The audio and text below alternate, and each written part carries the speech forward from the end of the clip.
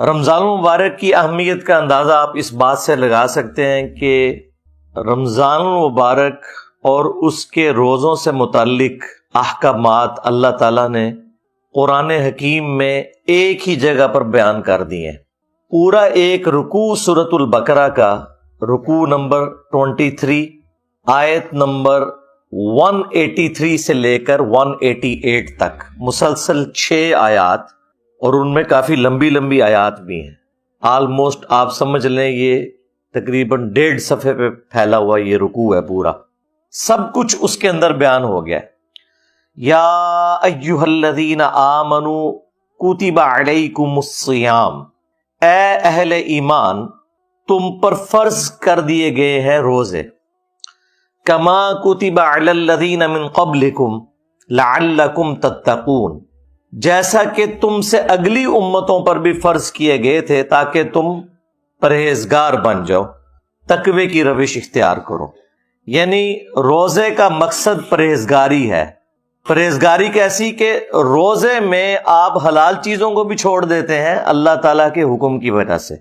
تو یہ ایک پریکٹس ہوتی ہے کہ اگر اللہ کے حکم کی وجہ سے میں نے حلال چیزوں کو بھی تھوڑے سے ٹائم کے لیے چھوڑنا ہے تو بقیہ کی زندگی میں نے بدرجہ اولا اجتناب کرنا ہے حرام چیزوں سے، اور یہی ہے تقوی۔ پھر ایک اور حدیث ہے بڑی رکت انگیز، بخاری اور مسلم دونوں میں ہے، کہ رمضان المبارک کا مہینہ وہ ہے جس میں اللہ تعالی نیکیوں کا جو ثواب ہے وہ 700 گنا تک بڑھا دیتا ہے۔ پھر اللہ کے محبوب علیہ السلام نے فرمایا کہ رمضان المبارک کا مہینہ وہ مہینہ ہے کہ جس میں جو شخص روزے رکھتا ہے اس کے لیے اللہ تعالیٰ کی طرف سے یہ پیغام ہے کہ روزہ خاص میرے لیے ہے اور میں ہی اس کی جزا دوں گا، اور ایک روایت میں ہے کہ میں ہی اس کی جزا ہوں، یعنی خود اللہ جزا ہے اس کی۔ اور وہ اسی حدیث میں آگے الفاظ موجود ہیں کہ روزہ دار کو 2 خوشیاں نصیب ہوتی ہیں، ایک دنیا میں جب وہ افطار کرتا ہے، ظاہر ایک آزمائش ختم ہوئی، اور ایک جنت میں جب وہ اپنے رب سے ملاقات کرے گا، وہ اس کی الٹیمیٹ خوشی ہوگی۔ دنیا میں بھی ہم نے ایک روزہ رکھا ہوا ہے جس کا افطار کا وقت جو ہے وہ آخرت ہے، یعنی دنیا میں اللہ تعالیٰ نے جو حرام کاموں سے روکا ہوا ہے، اگرچہ ان کے اندر اٹریکشن ہے، وہ ساری کی ساری نفسانی خواہشات کی تکمیل جنت میں ہونے والی ہے، تو وہاں پہ جا کے یہ روزہ کھل جائے گا انشاءاللہ تعالی۔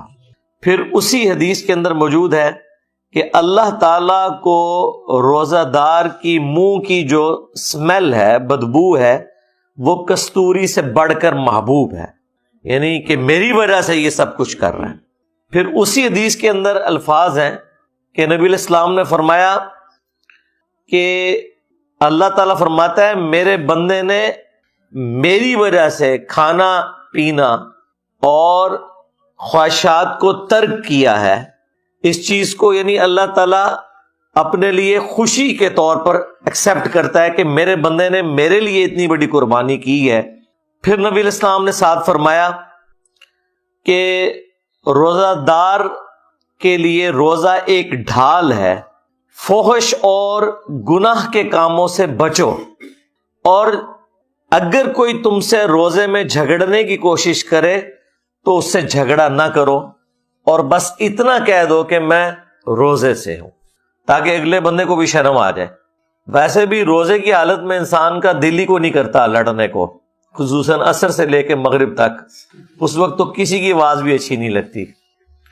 تو ایک نیچرل ایک پریکٹس بھی ہوتی ہے، بھوک کی وجہ سے انسان کو، جو بھوکے لوگ ہیں جن کے لیے 2 وقت کی روٹی ایشو ہے، ان کا بھی احساس پیدا ہوتا ہے، اور شکر کے جذبات بھی پیدا ہوتے ہیں کہ اگر پوری زندگی اس طرح گزارنی پڑے تو کتنی مشکل ہو، اللہ تعالیٰ نے اپنی نعمتوں سے ہمیں نوازا ہے الحمدللہ۔ صحیح بخاری میں ایک اور حدیث ہے جو ذرا الارمنگ ہے کہ نبی علیہ السلام نے فرمایا کہ جس شخص کو اس کا روزہ جھوٹ بولنے اور گناہ کے کاموں سے نہ روک سکے تو اللہ تعالیٰ کو پھر ایسے شخص کے بھوکا اور پیاسا رہنے کی کوئی حاجت نہیں ہے، یعنی اس کی روحانیت مر جائے گی، فرض تو ادا ہو جائے گا۔ بعض لوگ ان چیزوں کا سہارا لے کے وہ کہتے ہیں پھر ٹھیک ہے روزہ رکھنے کی ضرورت نہیں ہے۔ نہیں، نماز میں بھی اگر کسی کنسنٹریشن لوز بھی ہو، اس کا جو روحانی پہلو ہے وہ کمزور ہوگا، فرضیت ادا ہو جائے گی۔ اسی طریقے سے روزے میں بھی وہ فرضیت جو ہے کھانے پینے سے اور شہوات سے رکنا، جو اصل ہے روزے کی، وہ ایک فرض کے طور پر تو ادا ہو جائے گا، لیکن جو اس کی روحانی برکات ملنی تھی وہ پھر حاصل نہیں ہو سکے گی۔ اس کی طرف اشارہ ہے۔ روزے کی جو ٹائمنگز ہیں، یعنی سحری اور افطاری کی، یہ بھی اکثر لوگ پوچھ رہے ہوتے ہیں کہ ہم نے اذان کو فالو کرنا ہے یا ٹائمنگ کو فالو کرنا ہے۔ بھائی آپ نے ٹائم کو فالو کرنا ہے۔ اذان جو ہے وہ سحری اور افطاری کے لیے نہیں دی جاتی، اذان دی جاتی ہے آج کے دور میں اس لیے کہ نماز کے لیے آپ کو انفارم کیا جائے۔ وہ بھی خیر ہم گھڑیوں سے معاملہ چلا سکتے ہیں، لیکن وہ شعار اسلام میں سے ہے، اسے ہم چینج نہیں کر سکتے۔ اس لیے اذانیں تو ساری کی اذانیں بھی 15 منٹ تک ہوتی رہتی ہیں اور لوگ اس دوران کھاتے پیتے رہتے ہیں، تو اس طرح تو روزہ نہیں ہوگا بھائی۔ اگر آپ کا ٹائم ٹیبل بتا رہا ہے کہ آج 5:10 پہ ختم سحری ہے، تو بس آپ نے 5:09 پہ ہی کھانا پینا بند کر دینا ہے اپنے علاقے کے مطابق۔ اذان کا تو کوئی تعلق ہی نہیں ہے۔ بعض اوقات مساجد کے اندر گھڑیاں سٹینڈرڈ ٹائم پہ نہیں ہوتی ہیں، ان کو بھی 5:10 کا پتہ ہے لیکن 3 منٹ گھڑی پیچھے ہے، تو ظاہر ہے وہ تو جا کے 5:13 پہ اذان دیں گے اور آپ اذان کے اوپر لائک کریں گے۔ لہٰذا آج کے دور میں تو یہ مسئلہ اس طریقے سے نہیں ہونا چاہیے۔ پلس افطار کے وقت بھی گھڑیوں کی ٹائمنگ کا فرق ہوتا ہے، اور پھر کچھ زدہ معاملات بھی چل رہے ہوتے ہیں۔ ہم نے تو اپنے جیلم شہر میں دیکھا ہے کہ بالکل صحیح ٹائم پہ اذان دے رہے ہوتے ہیں اہل حدیث، جیسے ہی رمضان شروع ہوتا ہے 5 منٹ پہلے اذان دینا شروع کر دیتے ہیں، جی بھائی جلدی افطار کرنا ہے۔ بھائی وقت سے پہلے تو افطار نہیں کرنا۔ لہذا پہلا شرعی مسئلہ یہ ہے کہ آپ لوگوں کے پاس ٹائم ٹیبل بھی موجود ہے، گھڑی سٹینڈرڈ ٹائم ہونی چاہیے، ایپس ہیں تو ان کے ذریعے آپ دیکھ لیں، اس میں بھی جو کراچی یونیورسٹی والوں کی کیلکولیشن ہے ٹوائلٹس کے پوائنٹ آف ویو سے وہ بہترین ہے، اس کو آپ فالو کریں۔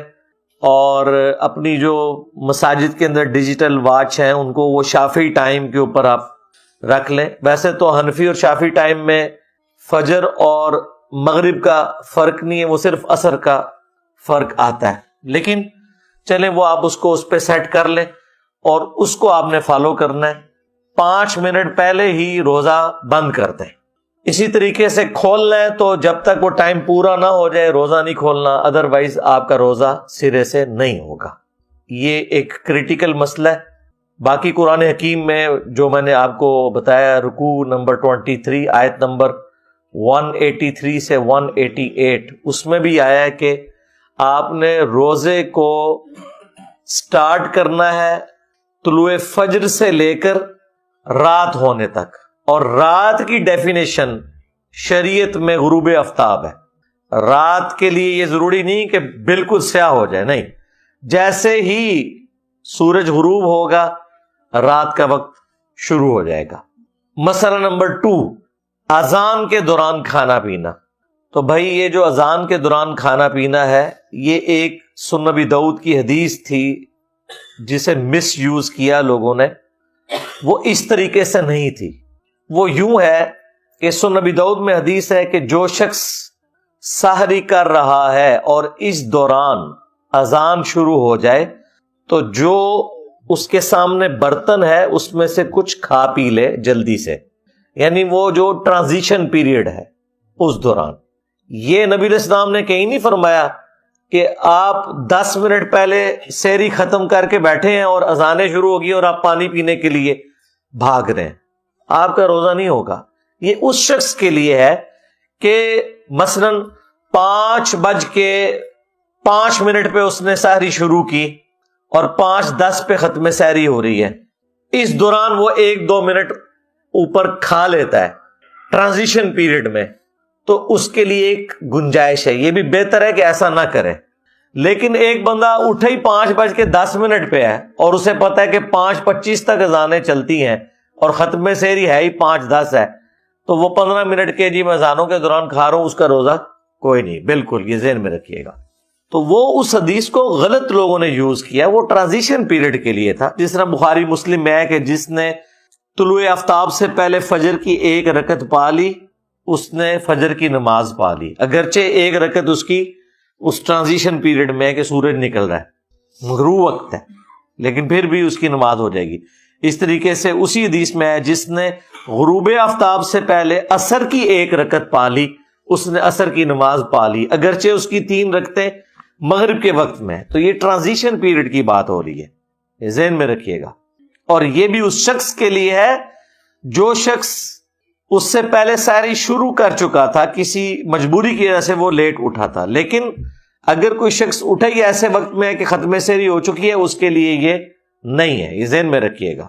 اس کی مرضی ہے، ٹھیک ہے، وہ 8 پیرا روزہ رکھنا چاہتا ہے رکھ لے، ادر وائز چھوڑنا چاہتا ہے چھوڑ دے، بعد میں ایک روزے کی قضا دے دے. اگر اسے یہ خدشہ ہے کہ میں کھائے پیے بغیر روزہ چلا نہیں سکوں گا. بخاری مسلم میں حدیث ہے کہ جب حضرت بلال اذان دیں تو تم کھانا پینا ترک نہ کرو، کیونکہ وہ لوگوں کو اٹھانے کے لیے اذان دیتے ہیں. اور جب عبداللہ ابن ام مکتوم اذان دیں تو تم فوراً کھانا پینا ترک کر دو، کیونکہ وہ ایک نابینا شخص ہیں، جب تک انہیں کوئی یہ نہ بتائے کہ طلوع فجر ہو چکی ہے، یعنی ختم سحری کا وقت ہو گیا ہے، اس وقت تک وہ اذان نہیں دیتے. تو جیسے ہی وہ اذان دیں فوراً کھانا پینا چھوڑ دو. اس زمانے میں اذان کے ذریعے بتایا جاتا تھا کہ ختم سحری ہو چکی ہے، تو ظاہر ہے کہ وہ اتنا ایکوریٹ تو نہیں ہوتا ہوگا جتنا آج کل ہے. آج کل تو ہم سیکنڈز تک بتا سکتے ہیں، لہذا ان کے اوپر تو وہ والی گرفت اس انداز میں نہیں ہو سکتی. لیکن آج ہمیں پوری کی پوری کیلکولیشنز پتہ ہے، لیٹ لانگ کے ذریعے عام سافٹ ویئرز کے اندر بھی 1.5-2 لاکھ شہروں کے نمازوں کے ٹائم اور سحری اور افطاری کے ٹائم لکھے ہوتے ہیں. ظاہر ہے وہ نمازوں والے ٹائم ہے نا. فجر کا وقت جب داخل ہوتا ہے وہ ختم سحری ہے، اور جب مغرب کا وقت شروع ہوتا ہے وہ غروب آفتاب ہے، وہاں پہ آپ نے روزہ کھولنا ہے. لہذا آج کے دور میں تو ایز سچ یہ کوئی مسئلہ نہیں رہا. مسئلہ نمبر 3، اگر کوئی شخص غلطی سے مغرب سے پہلے روزہ کھول لے تو اس کا روزہ باطل ہو جائے گا، بعد میں 1 روزے کی وہ قضا دے گا. صحیح بخاری میں آتا ہے کہ نبی الاسلام کے زمانے میں کافی گہرے بادل آگے مغرب میں، تو اس وقت تو گھڑیوں والا سلسلہ ہی نہیں تھا. تو اسما بنت ابی بکر کہتی ہیں کہ ہم نے روزہ کھول لیا اور بعد میں سورج نکل آیا. اس زمانے میں علم غیب نہیں تھا ہوتا اصل میں. ہاں آپ کو انہوں نے کہانی کروائی ہوئی ہے جی، کوئی بڑے سے بڑا غوث قطب ابدال بھی ہو، وہ ایک صحابی کے گھوڑے کے قدموں کی حق نہیں ہے، اور غوث قطب ابدال تو پوری کائنات کو اس طرح دیکھ رہے ہیں جیسے ہتھیلی کے اوپر دانا. یار میں صحابہ کرام کی حضرت ابوبکر کی بیٹی کی بات کر رہا ہوں، ٹھیک ہے، جو صحابی ہیں، حضرت زبیر کی بیوی ہیں، عبداللہ ابن زبیر کی والد ہیں، وہ کہہ رہی ہیں کہ ہم نے روزہ کھولا اور بعد میں سورج نکل آیا. تو وہ عبداللہ ابن زبیر کا جو چھوٹا بھائی ہے عروہ ابن زبیر، ان کے بیٹے تھے ہشام، وہ یہ روایت بیان کر رہے تھے. تو وہ ہشام بن عروہ سے کسی نے پوچھا کہ جب سورج نکل آیا تھا تو پھر وہ روزے کا کیا بنا؟ تو انہوں نے کہا روزے کی قضا دی تھی، اس کے سوا تو کوئی چارہ ہی نہیں تھا. لیکن دیکھیں آج یہ نہیں ہو سکتا. میں کہتا ہوں جی گپ اندھیرا چھا جائے اور غروب آفتاب کا ٹائم آپ کی گھڑی بتا رہی ہے 6:20، ہمارا بچہ بھی روزہ نہیں کھولے گا، جو مرضی ہو جائے. وہ کہے گا جی یہ تو سورج نکل آئے گا. یہ سائنس کی برکات میں آپ کو بتا رہا ہوں کہ آج کل دین کو پریکٹس کرنا کتنا آسان ہے، یہ غلطی کے چانس ہی ختم ہو گئے. تو اس سے یہ بات پتہ چل گئی کہ اگر کوئی شخص اس طریقے سے غلطی کر بیٹھے تو وہ بھول چوک اس کی معاف نہیں ہوگی، اس کا روزہ اسٹیبلش ہی نہیں ہوگا اس کیس کے اندر. مسئلہ نمبر 4 کہ اگر کوئی شخص بھول کر کھا پی لے، یعنی اسے یہ یاد نہیں رہا کہ اس کا روزہ تھا، تو اب اس کا حکم ڈیفرنٹ ہے. وہ بخاری مسلم میں حدیث ہے جو شخص بھول کر کھا پی لے تو اسے اللہ نے کھلایا اور پلایا ہے، اس کا روزہ اس سے ضائع نہیں ہوگا۔ لیکن جیسے ہی اسے یاد آئے گا، وہ جو منہ میں بھی لقمہ ہے وہ باہر پھینکنا ہوگا۔ یہ نہیں ہے کہ آپ بوٹی رکھی ہوئی ہے تو چلو، نہیں، اس ایک لمحے میں جیسے ہی آپ کو پتا چلا تو اس کو بھی آپ نے منہ والی غذا کو بھی باہر نکالنا ہوگا۔ اگر اسے آپ نے اندر کر لیا پھر روزہ گیا، کیونکہ اب آپ کو پتا چل گیا نا۔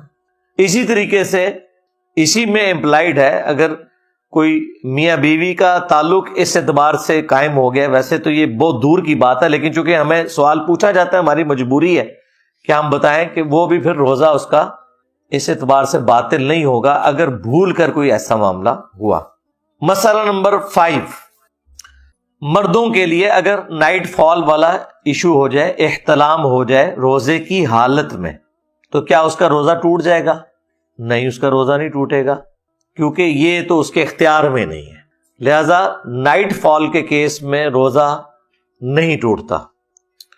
مسئلہ نمبر 6 وہ ہے کہ اگر عورت کے مینسز شروع ہو جائیں، یعنی وہ پیریڈ شروع ہو جائیں، تو کیا اس کا روزہ ٹوٹ جائے گا؟ جی، اس کا روزہ ٹوٹ جائے گا۔ اس کی وجہ یہ ہے کہ بخاری مسلم میں حدیث ہے، عائشہ سلام اللہ علیہا کہتی ہیں کہ نبی علیہ السلام ہمیں حالت حیض میں چھوڑے ہوئے جو روزے ہیں ان کی قضا کا بعد میں حکم دیتے تھے، اور نمازوں کی قضا کا حکم نہیں دیتے تھے۔ یعنی پیریڈز میں جو نمازیں چھوٹتی ہیں وہ ظاہر مشکل کام ہے، پھر وہ 35 نمازیں بن جائیں گی، وہ اللہ تعالیٰ نے عورتوں سے معاف کر دی ہیں، لیکن روزوں کی معافی نہیں ہے، وہ آپ نے بعد میں قضا دینی ہے۔ لہذا اگر غروب آفتاب سے 1 منٹ پہلے بھی اگر کسی کے ساتھ پیریڈز والا ایشو ہو گیا تو وہ والا اس کا روزہ اسی وقت ختم ہو جائے گا۔ لیکن ظاہر ہے کہ پھر وہ لوگوں کے سامنے کھانے پینے کی تو ضرورت نہیں ہے، عورتوں کو پتہ ہوتا ہے، وہ پردے سے اپنے معاملات کو لے کے چل رہی ہوتی ہے۔ مسئلہ نمبر 7، کیا جنوبی شخص جس پہ غسل فرض ہو وہ روزہ رکھ سکتا ہے؟ بالکل رکھ سکتا ہے۔ بخاری اور مسلم دونوں میں حدیث ہے، عائشہ سلام اللہ علیہا کہتی ہیں کہ نبی علیہ السلام حالت جنابت میں ہوتے تھے، احتلام کی وجہ سے نہیں، کسی اور وجہ سے، وہ انہوں نے پردے میں بات کی میاں بیوی کے تعلق کے پوائنٹ آف ویو سے، تو نبی علیہ السلام روزہ رکھ لیا کرتے تھے اور پھر طلوع فجر کے بعد غسل اتارا کرتے تھے۔ یعنی آپ اگر اٹھے ہیں سپوز 4:45 بجے اور آپ کو پتا ہے 5:10 پہ ختم ساری ہے، اگر میں غسل کرنے گیا تو میری ساری رہ جائے گی، تو کوئی ضرورت نہیں غسل کرنے کی، تسلی سے سحری کریں، اس کے بعد آپ غسل اتاریں۔ جنبی شخص روزہ رکھ سکتا ہے۔ اسی میں وہ امپلائڈ ہو گیا مسئلہ جو میں نے پہلے بیان کیا تھا کہ اگر کوئی شخص جنبی ہے تو جنبی ہونا اس کے روزے کو نہیں توڑے گا، کیونکہ جنبی جب روزہ رکھ سکتا ہے اور روزے کے دوران کوئی جنبی ہو گیا ہے نائٹ فال کی وجہ سے، تو پھر اس کا روزہ نہیں ٹوٹے گا۔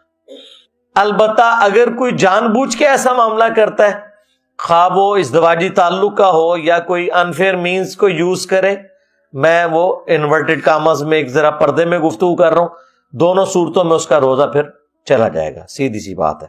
مسئلہ نمبر 8، روزہ کن کاموں سے ٹوٹتا ہے؟ یہ تو کچھ ہم نے ڈسکس کر لیے، انہیں سم اپ کر لیں۔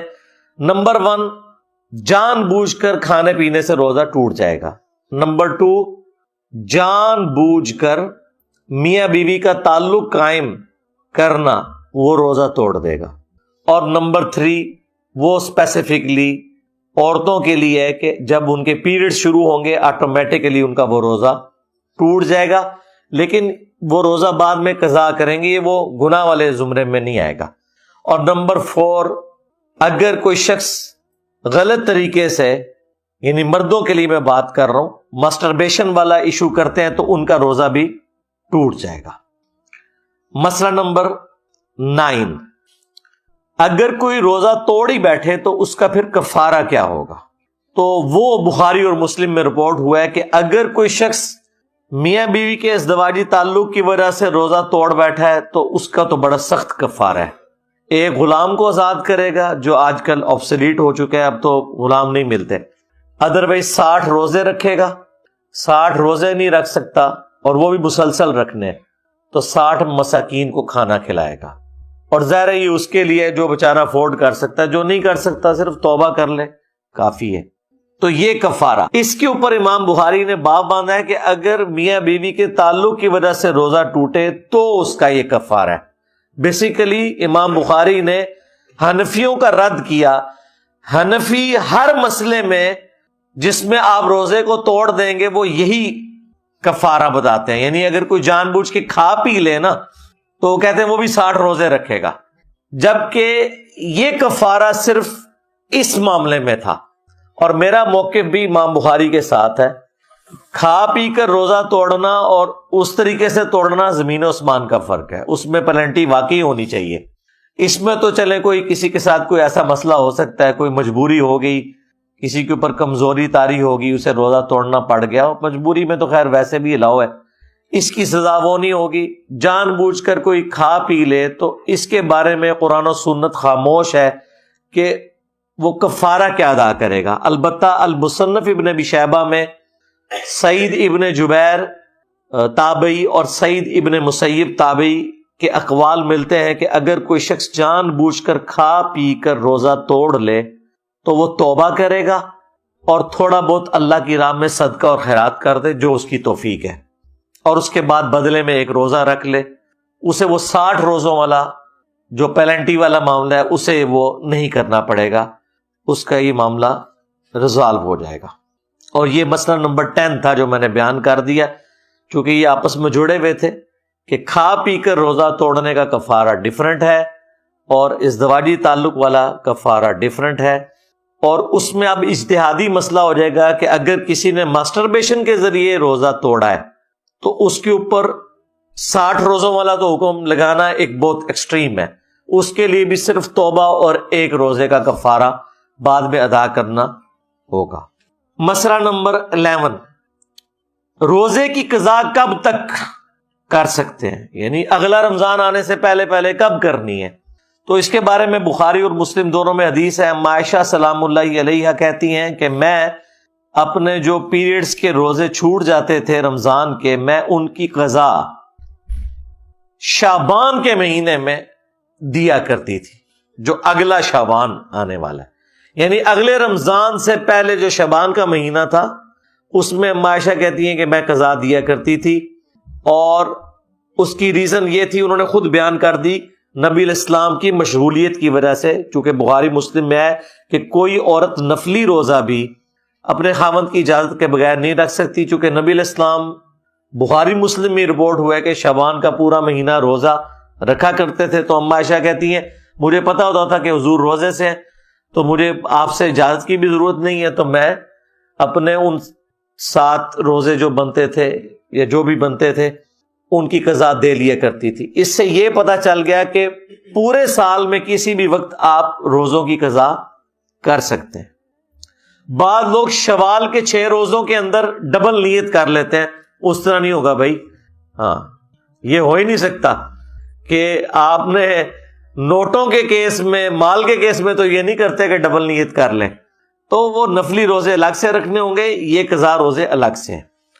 تو پورے سال میں کسی بھی وقت آپ روزے قضا کر سکتے ہیں، اور اس میں آپ کے اوپر کوئی قدغن نہیں ہے کہ گرمیوں میں روزے چھوٹے ہیں تو سردیوں میں کیوں قضا دے رہے ہیں، آپ کی مرضی دے سکتے ہیں، اس کے اوپر اللہ تعالیٰ نے کوئی گرفت نہیں رکھی۔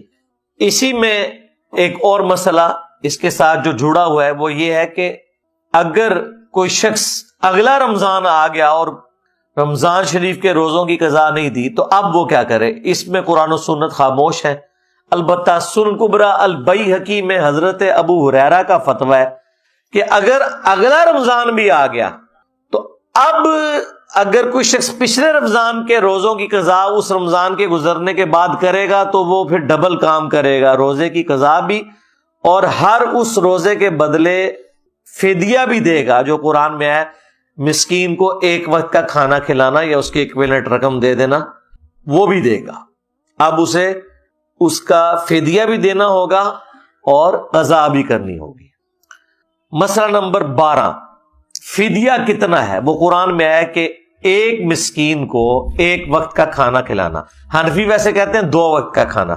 قرآن میں صرف آیا ہے کہ مسکین کو کھانا کھلانا ہے, وقت ذکر نہیں ہوا, تو اس میں امپلائڈ ہے کہ ایک وقت کا ہی کھانا ہے. اور اس مسکین کا خود روزہ دار ہونا کوئی ضروری نہیں ہے, نہ اس کا خود کوئی نمازی ہونا ضروری ہے. کسی بھی مسکین کو آپ کھانا کھلا دیں, آپ نے اللہ کے لیے کھلایا, وہ ہو جائے گا. اور یہ بھی آپ کر سکتے ہیں کہ ایک سے زیادہ روزے ہیں تو مختلف مساکین کو جمع کر کے کھانا کھلا دیں, یا روزانہ کے اعتبار سے. لیکن قرآن میں آیا کہ آپ نے وہ کھانا جو آپ خود اوسطاً استعمال کرتے ہیں نا, وہ والا کھانا آپ نے کھلانا ہے. وہ آپ کھانا بھی کھلا سکتے ہیں, ہنڈیا میں سے ایک بندے کا سالن شام کے وقت اور ساتھ 2 روٹیاں جو بھی مانگنے والا آئے اس کو دے دیا تو وہ ہو گیا, یا کسی غریب کے گھر بھجوا دیا, یا اس کے ایکویلنٹ آپ کوئی رقم بھی بھجوا سکتے ہیں. وہ آپ کو اللہ تعالیٰ نے اس حوالے سے آسانی دی ہوئی ہے. بخاری میں تو آتا ہے کہ انس بن مالک جب بوڑھے ہو گئے تھے نا, تو وہ روزے نہیں رکھ سکتے تھے, 100+ ان کی ایج ہو گئی تھی, تو وہ مساکین کو اپنے گھر بلا کر گوشت کے ساتھ کھانا کھلایا کرتے تھے. یعنی اعلیٰ درجے کا کھانا کھلاتے تھے کہ میں اللہ کی راہ میں خیرات کر رہا ہوں, اس لیے اعلیٰ درجے کا کھانا میں دوں گا. اور پھر وہ لوگ تھے جو ان آیات کے فہم میں فرق کرتے تھے, وہ کہتے تھے کہ یہ آپشن پہلے تھی کہ آپ فدیہ دے سکتے ہیں, اب آپ نے روزہ ہی رکھنا ہے. تو عبداللہ ابن عباس کہا کرتے تھے یہ آیت منسوخ نہیں ہے, بلکہ یہ آیت کا حکم آج بھی باقی ہے ان مریضوں کے لیے, بوڑھوں کے لیے جو روزہ نہیں رکھ سکتے. ہاں یہ بات درست ہے کہ شروع میں حکم یہ تھا کہ چاہے روزہ رکھ لے کوئی صحت مند بندہ بھی, چاہے فدیہ دے دے, وہ والا معاملہ تو منسوخ ہو چکا, اب روزہ ہی رکھنا ہے, وہ فدیے والا معاملہ نہیں ہے. لیکن مریض کے لیے, بوڑھے کے لیے یہ حکم آج بھی باقی ہے. عبداللہ ابن عباس نے وہ آیت پڑھ کے کہا کہ آج بھی یہ حکم باقی ہے بوڑھوں کے لیے اور مریضوں کے لیے. لہذا یہ مسئلہ میں نے ساتھ کلیئر کر دیا. اس میں 15 نمبر مسئلہ, مسافر کیا روزہ رکھ سکتا ہے کہ نہیں. مسافر کو اللہ تعالیٰ نے قرآن میں اجازت دے دی ہے کہ وہ روزہ چھوڑ سکتا ہے, لیکن اسے مؤخر کرے گا, بعد کے دنوں کے لیے گنتی بعد میں اس نے پوری کرنی ہوگی. اور اگر رکھنا چاہتا ہے تب بھی کوئی حرج نہیں ہے, لیکن یہ ایک آسانی ہے جو آپ اویل کر سکتے ہیں.